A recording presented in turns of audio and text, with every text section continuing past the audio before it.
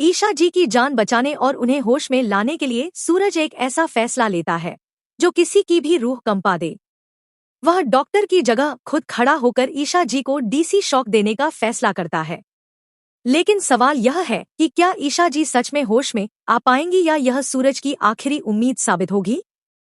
जैसे ही ईशा जी को थोड़ी सी चेतना आती है और उनकी नज़र सूरज और पूरे घरवालों पर पड़ती है, उनकी सांसें अचानक तेज हो जाती हैं। आंखों में गहरा दर्द और डर साफ नजर आने लगता है। अगले ही पल आईसीयू का हार्ट मॉनिटर सीधी लाइन दिखा देता है। डॉक्टर ईशा जी को मृत घोषित कर देते हैं। पूरे अस्पताल में सन्नाटा छा जाता है। सूरज वहीं खड़ा रह जाता है, जैसे किसी ने उसकी पूरी दुनिया एक ही पल में उजाड़ दी हो। सूरज किसी भी हालत में यह मानने को तैयार नहीं होता कि ईशा जी उसे छोड़कर जा चुकी हैं। उसके लिए ईशा सिर्फ एक नाम नहीं, बल्कि उसकी सांस थी।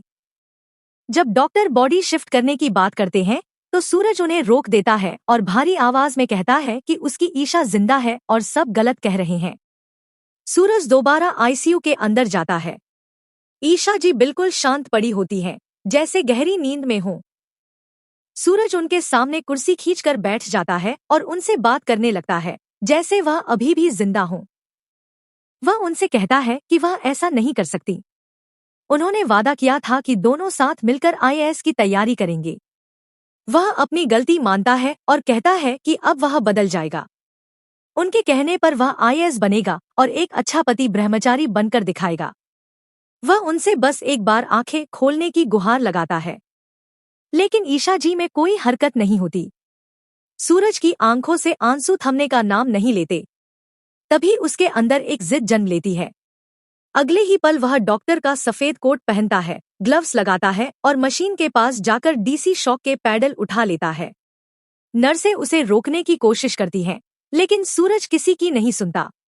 वह जोर से क्लियर कहकर पहला शॉक देता है। एक पल के लिए पूरे आईसीयू में सांसें थम जाती हैं। फिर वह दोबारा क्लियर चिल्लाकर दूसरा शॉक देता है। तभी मॉनिटर पर हल्की सी हलचल दिखाई देती है। ईशा जी की उंगली हिलती है और दिल की धड़कन वापस आने लगती है। डॉक्टर हैरान रह जाते हैं। ईशा जी रिस्पॉन्ड करने लगती हैं और उन्हें होश आ जाता है। सूरज की आंखों में खुशी के आंसू छलक पड़ते हैं, लेकिन कहानी यहीं खत्म नहीं होती। होश में आते ही ईशा जी अपनी नज़र सूरज से हटा लेती हैं। वह उसका चेहरा तक देखना नहीं चाहती। उनके दिल में वही पुराना दर्द फिर से जिंदा हो उठता है, सूरज का उन पर भरोसा न करना। ईशा जी बेड से उठकर सूरज से दूर जाने की कोशिश करती हैं। तभी सूरज पीछे से जाकर अपना ब्रह्मचारी तोड़ते हुए उन्हें जोर से गले लगा लेता है। पूरे कमरे में सन्नाटा छा जाता है। दाई माँ, पापा जी और बाकी घरवाले हैरान रह जाते हैं। सूरज रोते हुए कहता है कि उसने गलती की है, लेकिन उसका प्यार झूठा नहीं है और वह ईशा जी के बिना नहीं जी सकता। ईशा जी कुछ पल तक चुप रहती हैं।